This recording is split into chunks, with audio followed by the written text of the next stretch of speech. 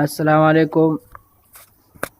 دا ایلر کولر دی، په ټیم کې جوړ شوی دی او 12 ولټ ډي سي دی.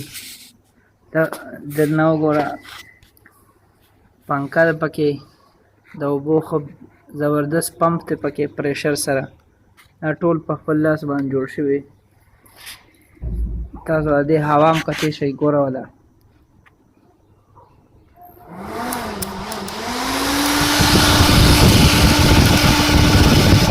دومره تیزه هوا یې ده چې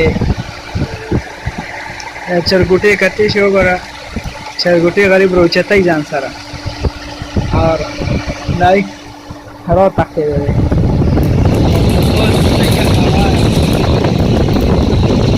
اوبه په ټیټ ورځئ. دا وګوره اوبه پکې سمې نه ښکاري، دا دې خوا نه ښکاري اوبه.